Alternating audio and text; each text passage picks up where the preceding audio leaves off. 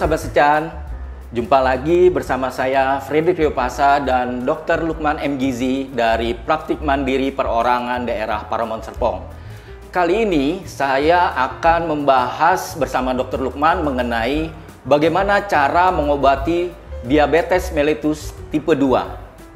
Seperti kita ketahui, diabetes merupakan penyakit yang dapat mempengaruhi hampir semua organ tubuh, termasuk jantung, ginjal, pembuluh darah, saraf, hingga gigi.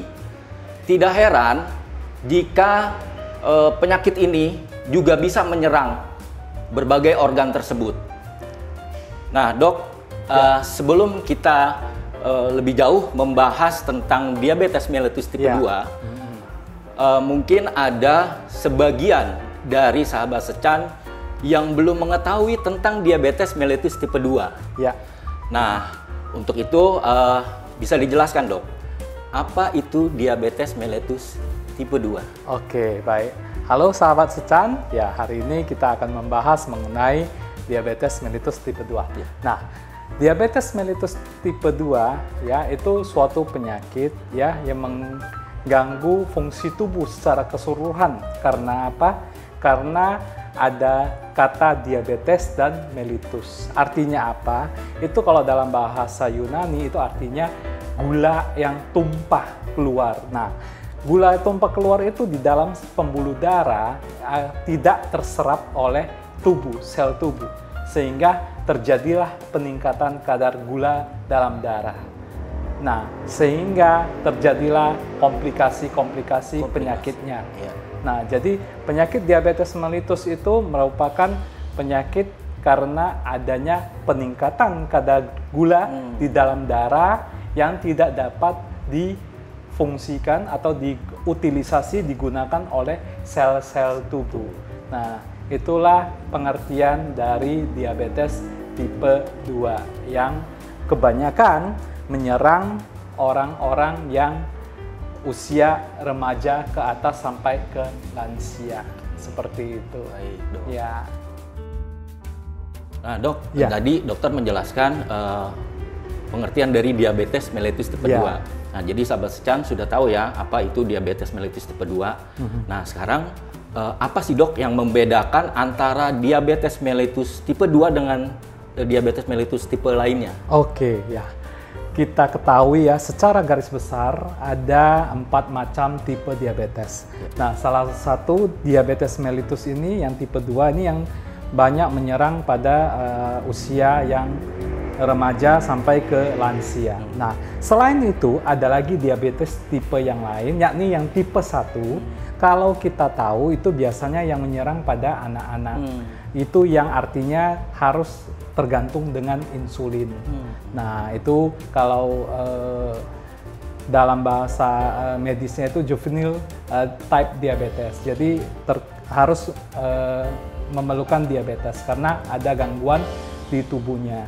Sehingga tidak bisa menggunakan gula ini karena insulinnya itu tidak terproduksi. Ada gangguan di dalam tubuh, di pankreas dan sebagai penghasil hormon insulin itu. Nah, jadi makanya harus tergantung dengan insulin. Jadi itulah disebut dengan tipe diabetes tipe 1 yang sering terjadi pada anak-anak. Nah, ada lagi tipe yang lain, yaitu yang biasa di ibu-ibu hamil. Nah, itu namanya diabetes tipe gestasional. Nah, itu karena perubahan hormon sehingga pada ibu-ibu hamil bisa ditemukan beberapa yang bisa menyebabkan diabetes. Nah, dan yang terakhir itu biasanya diabetes tipe 3. Nah, diabetes tipe 3 itu karena adanya kekurangan insulin yang ke otak. Nah, itu bisa juga terjadi karena faktor hormonal juga ya, dan menyebabkan terjadinya diabetes. Jadi secara garis besar ada 4, tapi yang paling sering ditemukan itu pada anak-anak, dokter anak-anak itu ialah diabetes tipe 1. Tipe 1, kemudian pada dokter gizi, dokter penyakit dalam dan dokter lainnya itu biasanya sering menemukan tipe 2. Oke. Nah, dan pada dokter kandungan itu biasa juga menemukan yang diabetes tipe 3. Tipe gestasional. Nah, jadi tipe-tipe diabetes itu biasanya perlu penanganan antar tim terpadu. Jadi tim dokter terpadu bila ditemukan adanya gangguan tersebut pada masing-masing tipe diabetes. Seperti itu. Jadi garis besarnya ada 4. Ada 4 dok ya. Ya.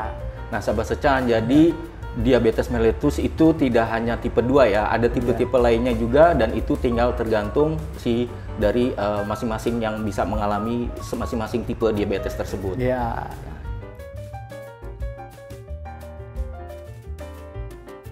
Nah, Dokter Lukman, Ya. apa aja sih dok faktor risiko dari diabetes mellitus tipe 2?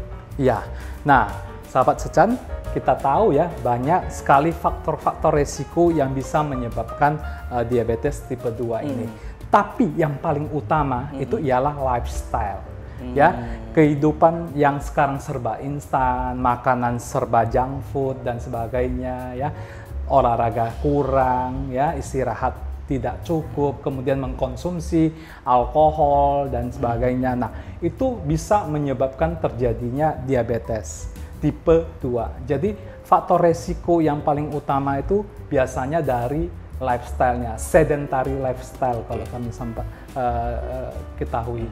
Jadi sedentary lifestyle ini menyebabkan diabetes tipe 2. Nah, kemudian juga ada faktor lain, yaitu faktor dari genetika. Nah, biasanya kalau faktor genetika ini biasa dari orang tua yang diturunkan. Nah, kalau kita menjaga kondisi faktor resiko itu bisa tidak timbul penyakit ini. Nah, kalau kita tidak jaga, makin cepat timbulnya. Jadi, faktor genetika itu kalau kita urutkan, ada faktor resiko beberapa macam. Biasanya semua penyakit faktor genetika itu bisa kita kelompokkan biasa di bawah. Nah, kalau ada masalah yang mencetuskan trigger untuk faktor genetik itu timbul, maka faktor genetik itu akan naik lagi menjadi faktor yang lebih cepat terjadinya itu. Jadi kalau kita tidak punya keluarga diabetes, kita juga bisa kena. Jadi itu faktor yang non genetika, itu karena lifestyle yang tidak dijaga. Nah, tapi kalau kita tidak jaga lifestyle lagi dan orang tua juga punya penyakit riwayat diabetes ini atau kakek nenek dan sebagainya. Nah, ini kansnya untuk kena diabetes jadi lebih tinggi. Jadi ada kemungkinannya itu jadi lebih besar dibandingkan orang yang tidak diabetes dari riwayat keluarganya. Nah, jadi faktor risiko lifestyle itu berpengaruh sekali, itu utama banget karena dari situ ada penjabaran lagi. Lifestyle-nya itu dari makanan yang dia konsumsi tidak sehat, kemudian dari pikiran stres dan sebagainya, dan kemudian dari konsumsi alkohol, jarang berolahraga dan sebagainya. Jadi itu memicu terjadinya diabetes. Dan juga ada kemungkinan lain, yakni penyakit darah tinggi, penyakit kolesterol. Nah, itu juga mereka seperti satu kelompok. Jadi satu lingkaran yang bisa saling mempengaruhi. Jadi biasanya kita temukan ada orang yang darah tinggi juga dia punya resiko untuk diabetes. Seperti itu. Diabetes juga punya resikonya nanti ke darah tinggi. Kurang lebih seperti itu. Jadi itu sepertinya bisa ditelusuri dari diagnosis ya dok? Betul. Jadi diagnosis itu nanti kan biasanya di tracking ya dok ya? Ya, jadi kita lihat dulu historinya, sejarah anamnesa penyakitnya. Jadi dari awal sampai akhir nanti kita tahu permasalahan ada di mana. Ada di mana. Nah, yang ingin saya tanyakan dok, misalnya tadi dokter menjelaskan ada faktor lifestyle atau gaya hidup yang tidak sehat. Ya. Ada juga faktor riwayat keluarga yang punya diabetes mellitus. Ya, betul. Lebih kecenderungan mana dok yang kira-kira dari faktor gaya hidup atau riwayat keluarga itu yang lebih mendominasi, lebih rentan terserang diabetes mellitus kedua? Nah, kalau keluarganya sudah punya riwayat diabetes dan lifestyle-nya juga tidak bagus, itu sangat cepat terjadinya diabetes pada orang tersebut. Nah, kalau orangnya tidak punya riwayat keluarga diabetes dan dia gaya hidupnya jelek ya. Gaya hidupnya sedentary lifestyle, juga akan terkena penyakit diabetes. Cuman kansnya tidak secepat yang orang yang dari awal sudah punya riwayat genetiknya orang tuanya kena diabetes, seperti itu. Oke, baik. Menarik sekali penjelasan Dr. Lukman mengenai diabetes mellitus tipe 2. Nah, Dr. Lukman pengen tahu juga nih, apa aja sih komplikasi yang mungkin saja terjadi terhadap diabetes mellitus tipe 2? Ya, nah ini sahabat Cecan, yang paling harus kita concern di penyakit diabetes tipe 2 ini ialah komplikasinya. Karena pada penyakit diabetes tipe 2 itu kalau pure diabetesnya itu jarang yang menimbulkan kematian. Justru komplikasinya inilah yang bisa menyebabkan kematian. Nah, kenapa? Karena komplikasi dari diabetes mellitus ini bisa terjadi pada ujung kepala sampai ujung kaki. Jadi kalau kami sampaikan itu ada yang komplikasi ke makrovaskural maupun mikrovaskural. Nah, itu ada juga nanti yang dari organnya juga. Ya, jadi komplikasinya bisa ke mata, ke jantung, ke ginjal, dan ke organ tubuh hampir lainnya. Semua organ tubuh ya, Dok ya? Iya, hampir semua. Jadi yang paling ditakutkan itu ialah komplikasinya. Kepersarafan juga seperti itu. Dan itu bisa kita tahu ya, ada namanya komplikasi diabetik retinopati, diabetik nefropati, diabetik neuropati. Nah, itu seperti itu. Sampai diabetik yang ke luka di kaki. Nah, itu komplikasinya banyak banget. Dan komplikasi ini bisa diperparah lagi kalau ada penyakit-penyakit penyerta. Contohnya ada darah tinggi, ada kolesterol, dan hiperurisemia, asam urat tinggi. Ini punya satu lingkaran yang saling berhubungan. Jadi kalau kita penanganan di komplikasi sebaiknya harus menyeluruh. Karena harus dicek dulu komplikasinya sampai di mana dan terjadi di bagian mana. Jadi penanganan ini biasanya melibatkan beberapa tim dokter. Jadi pada pasien yang diabetes tipe 2 itu sering ditangani oleh dokter penyakit dalam yang sebagai dokter utama, kemudian nanti ada ke dokter jantung, kemudian dokter saraf, nah dokter gizi dan sebagainya. Karena komplikasinya itu. Dokter Lukman, diabetes mellitus tipe 2 ini sebenarnya seberapa bahayakah dengan jenis tipe diabetes mellitus tipe lainnya? Oke, kalau segi bahaya yang tadi saya sebutkan ya, kalau diabetes tipe 1 itu kalau dia tergantung insulin, selama pengobatan tetap dengan insulin itu bisa ditangani. Yang kita takutkan ialah terjadi namanya hipoglikemi. Itu biasanya dengan obat. Jadi dengan obat akan terjadi hipoglikemi, itu yang berbahaya.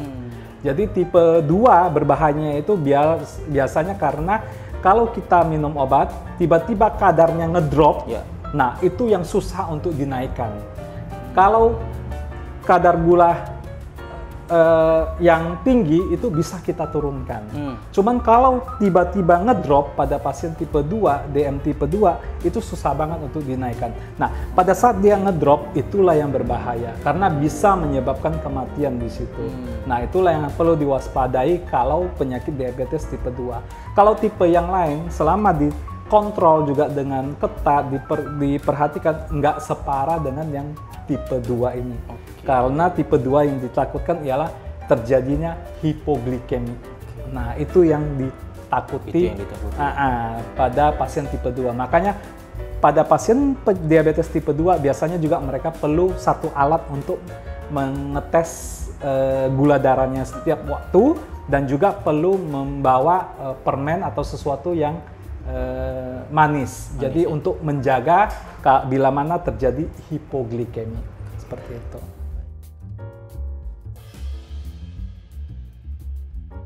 Nah, Dokter Lukman, Ya. bagi penderita diabetes mellitus tipe 2 ini pengen tahu juga kan, apa sih Ya. pengobatan untuk penyakit ini, Dok? Oke, sahabat Secan, untuk penanganan pasien DM tipe 2, pengobatannya itu biasanya kita ada 2 tipe, yakni dari yang terapi nutrisi dan juga terapi dari obat. Nah, biasanya kalau dari terapi obat-obatan dari dokter penyakit dalam maupun dokter-dokter yang lain bila ada komplikasi spesialis lain, nah itu biasanya dengan obat-obat anti diabetik oral. Jadi ada berbagai jenis obat diabetes ya, itu nanti bisa diketahui oleh dokter penyakit dalamnya sesuai dengan sumber masalah di organ tubuhnya. Ya, kalau dia insulinnya tidak berfungsi dengan bagus, pankreasnya tidak berfungsi dengan bagus, ada nanti obatnya. Kemudian kalau ada reseptornya tidak berfungsi juga dengan bagus, ada juga lagi obatnya. Ada juga untuk memblok gula dan sebagainya. Jadi banyak sekali obat-obat untuk diabetes, pasien diabetes ini. Jadi penyakit diabetes tipe 2 ini biasanya mereka memakai kombinasi obat. Kalau memang yang susah diturunkan. Nah, kalau mereka punya komplikasi lagi, itu biasanya juga ditambah lagi dengan obat-obatan yang lain.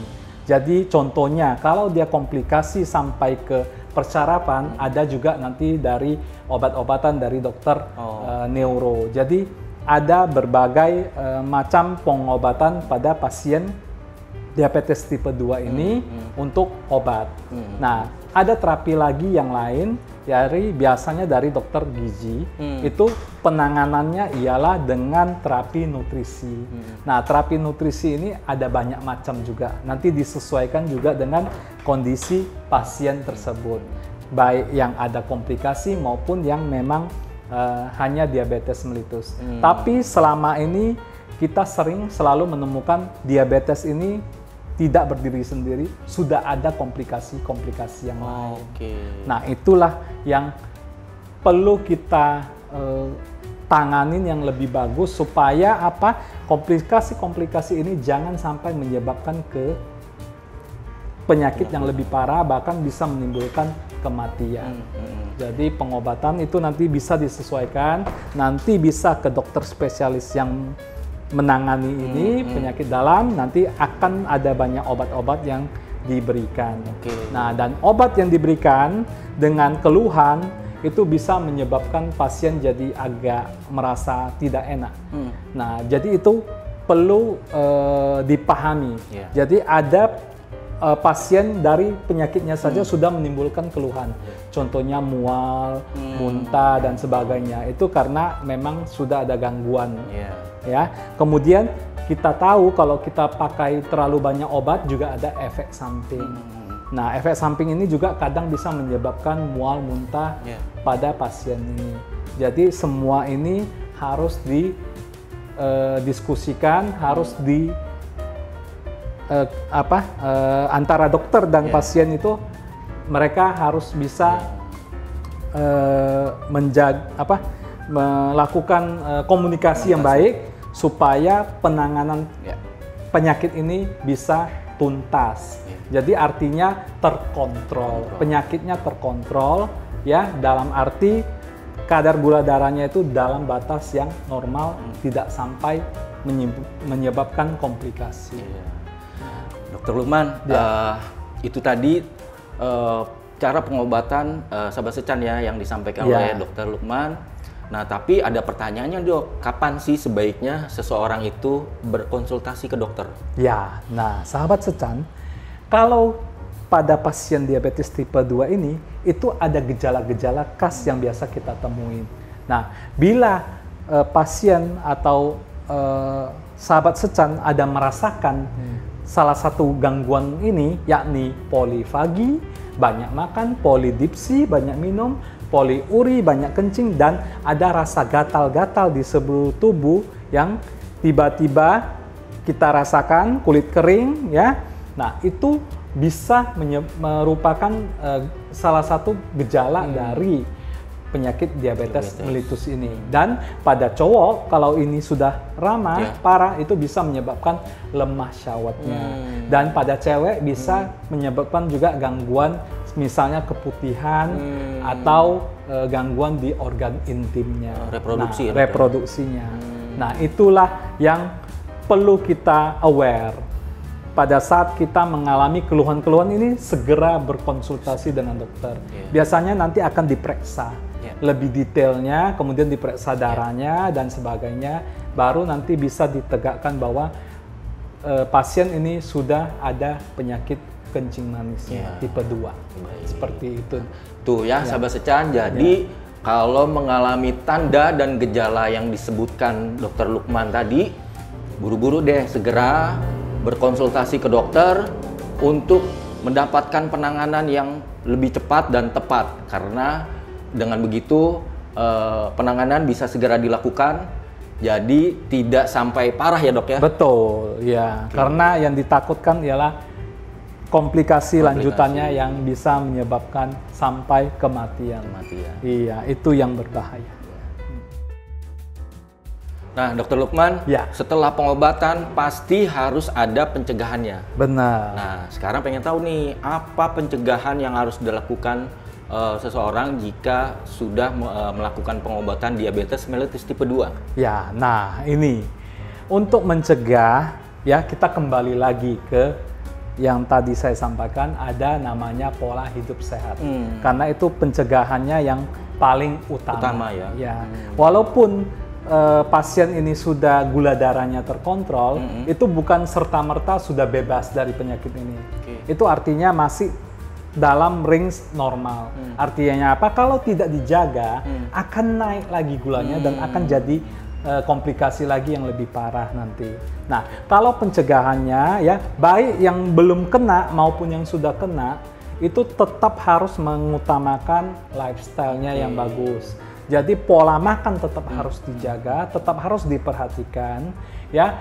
Jangan terlalu atau tidak mengkonsumsi makanan-makanan yang kalori tinggi, junk food, ya, yang garamnya tinggi dan sebagainya. Termasuk fast food ya dok? Fast food, benar, itu juga. Jadi harus dijaga, jangan terlalu banyak makan yang makanan-makanan yang kalori tinggi, karena ini yang bisa menyebabkan kencing manis itu jadi melonjak.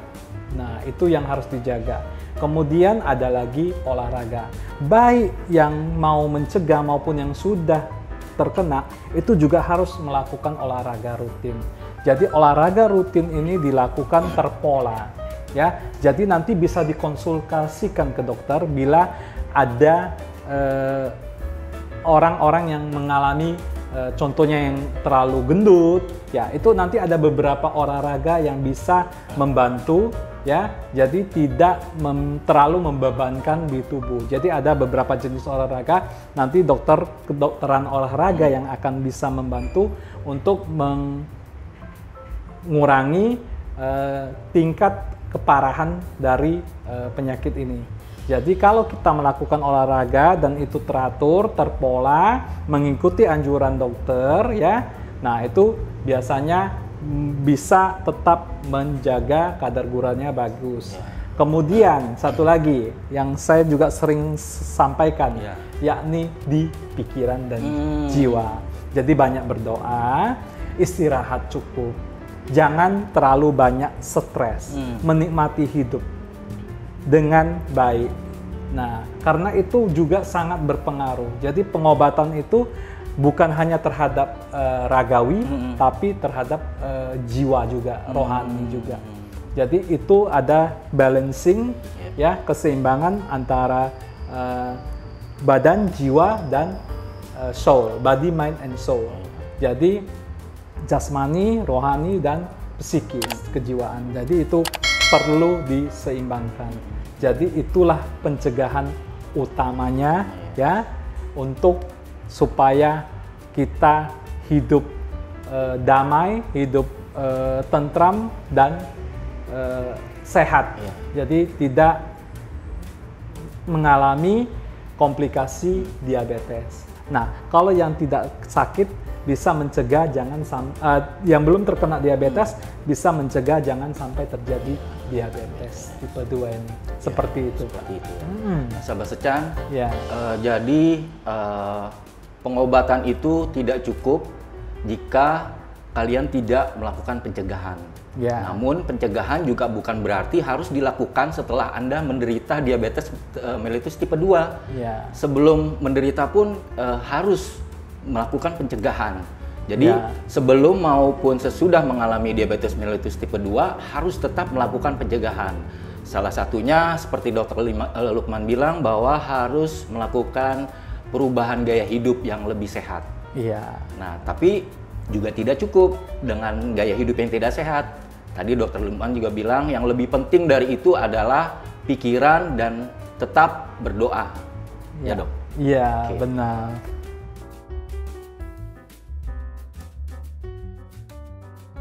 Nah, Dok, Ya. mungkin Dr. Lukman bisa menjelaskan Ya. apa itu nutrisi diabetes Ya. dan apa pentingnya bagi penderita Ya. diabetes mellitus. Ya, tadi ya yang kita sampaikan ya sahabat Secan ya, pengobatan itu ada dari sisi dari obat, kemudian dari sisi nutrisi untuk pasien diabetes tipe 2 ini.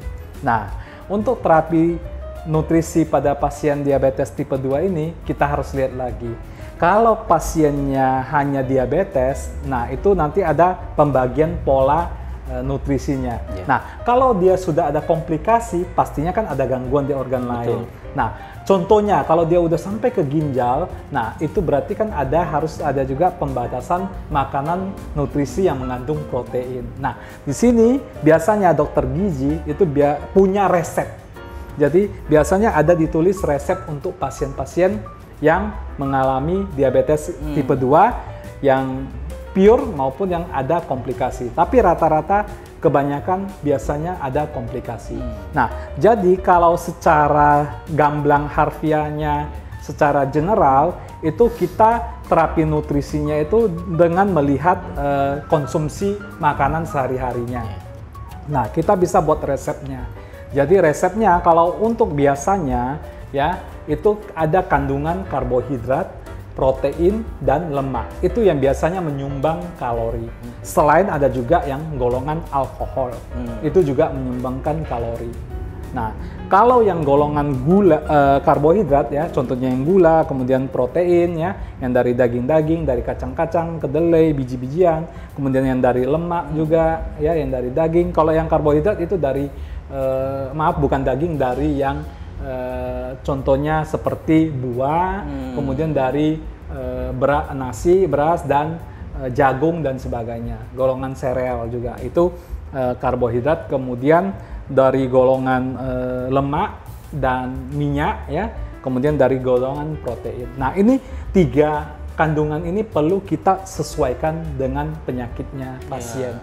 Nah, biasanya kita memakai porsi 50% ya. Jadi 40 sampai 50% kalori makanan kita harian itu mengandung gula atau karbohidrat. Nah, karbohidrat nanti ada pilihannya lagi.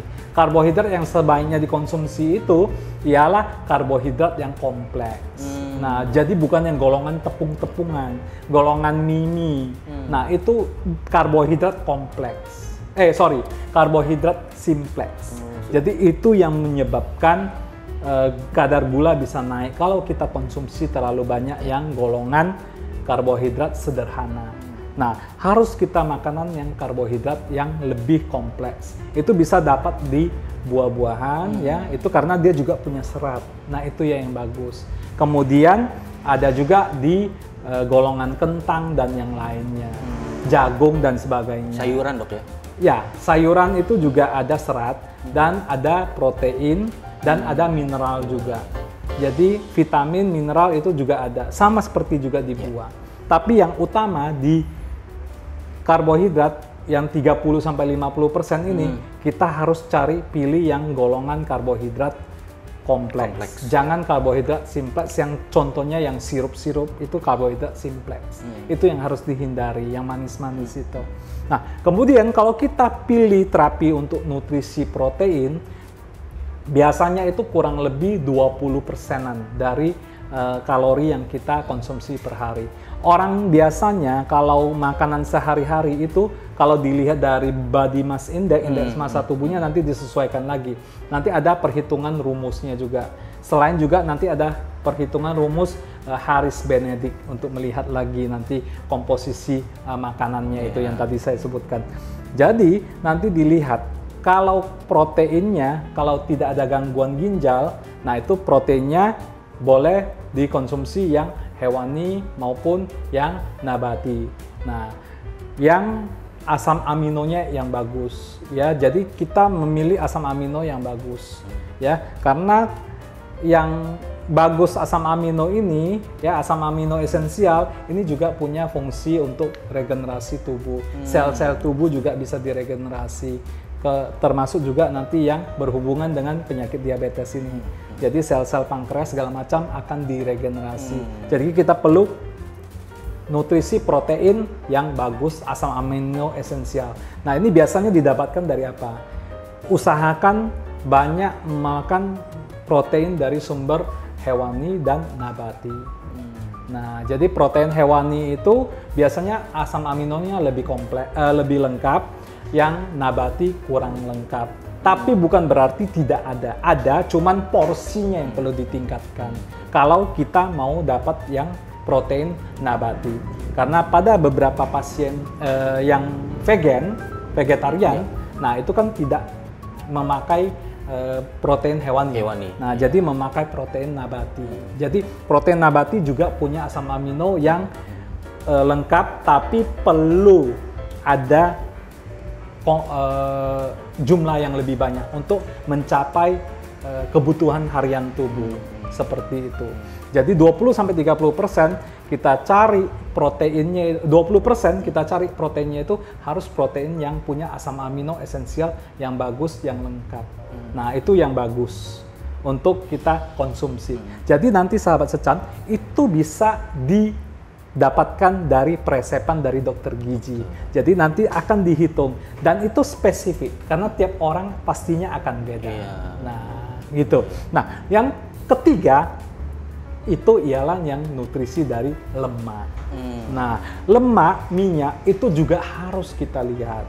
Biasanya yang bagus ya, yang untuk diabetes sih ya, untuk yang terkena penyakit diabetes ini menggunakan lemak yang mempunyai asam lemak yang bagus, yang contohnya dari EPA, DHA. Nah, itu yang bagus, yang asam lemak omega 3, omega 6, omega 9. Jadi yang lebih bagus itu omega 3. Nah, itu yang harus dicari dari bahan makanan yang lemak. Nah, usahakan kalau yang dari bahan lemak kan banyak dari daging.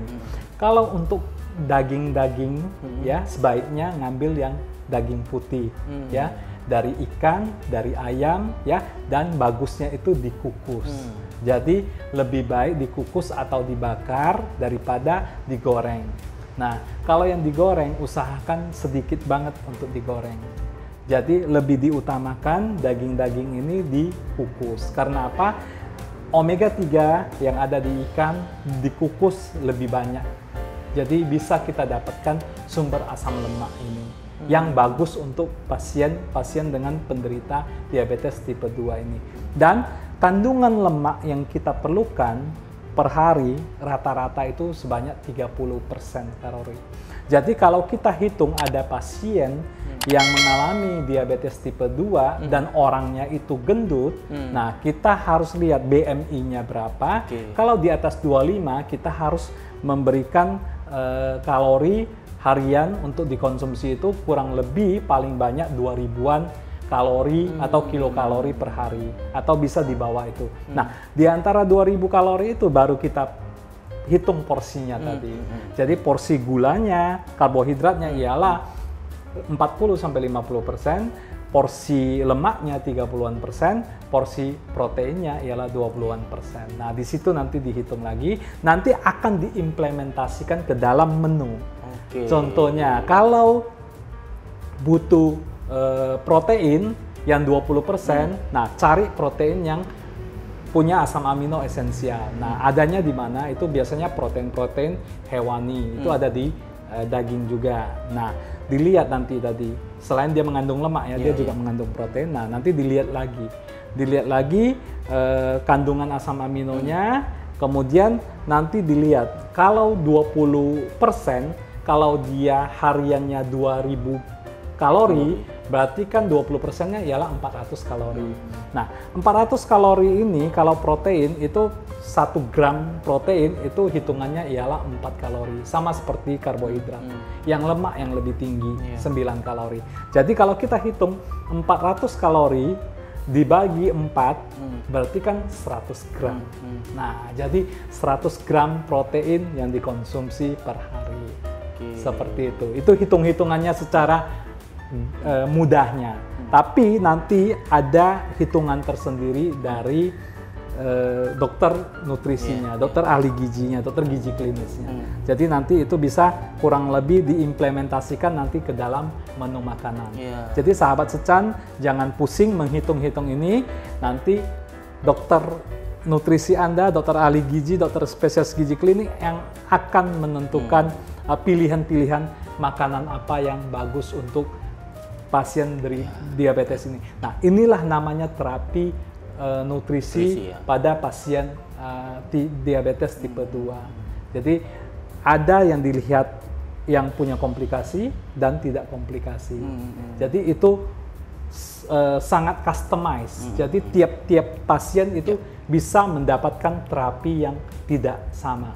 Jadi kalau ada terapi yang di generalize sama, itu sebaiknya waspadai, karena kita tahu banyak banget terapi di luaran sana, terapi Mediterania, terapi Mayo, terapi apa segala macam, itu hanya edukasi saja. Tapi kalau kita mau implementasikan untuk kita sendiri, itu sangat spesifik, customized. Jadi jangan kita terlalu banyak ngikutin tren, karena belum tentu cocok untuk tubuh kita.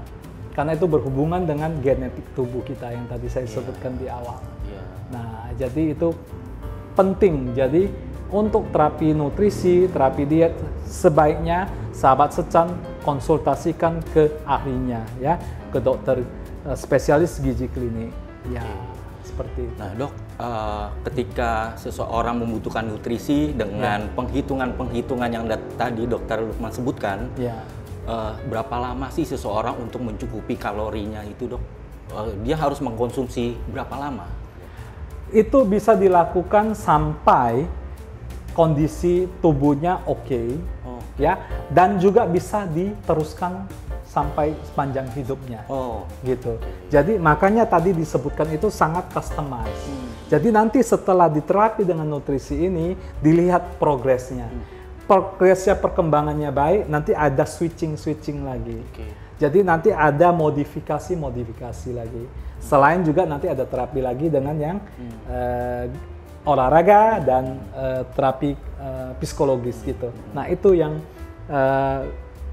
dilihat ya, supaya nanti ke depannya bisa tahu terapi apa lagi, terapi mana yang cocok untuk ini pasiennya. Selain dari pasien juga sudah punya terapi pengobatan yang dari dokter-dokter spesialis yang lain.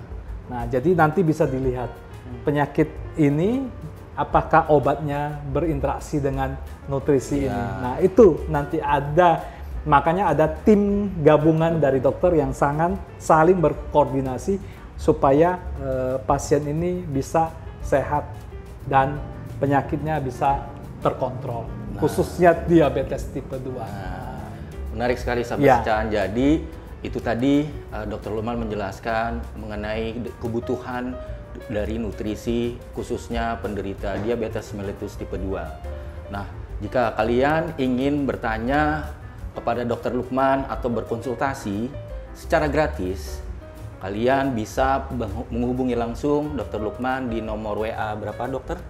Ya, di WA yang ada di layar bawah ini ya.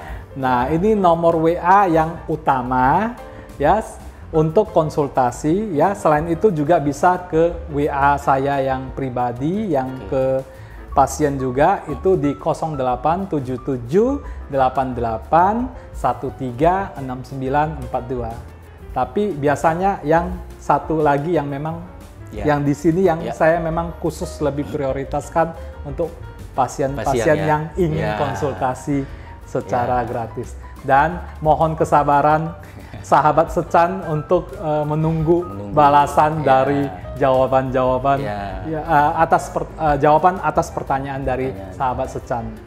Nah, jika ada yang mau berkonsultasi nih ke Dr. Lukman, itu kapan Dok? Waktu harinya dan jam, dari jam berapa?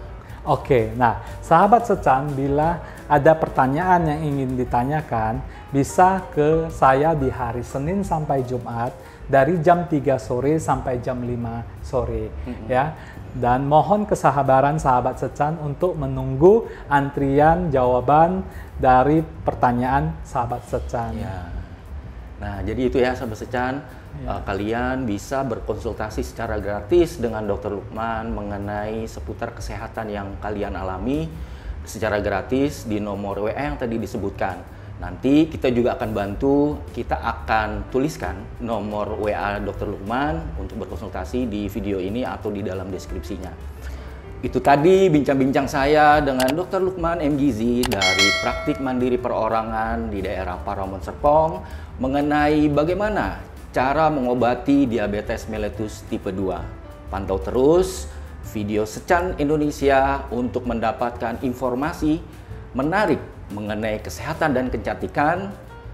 Jangan lupa tetap menjalankan protokol kesehatan dan juga melakukan vaksinasi. Saya Fredrik Riopasa, sampai jumpa. Sampai jumpa.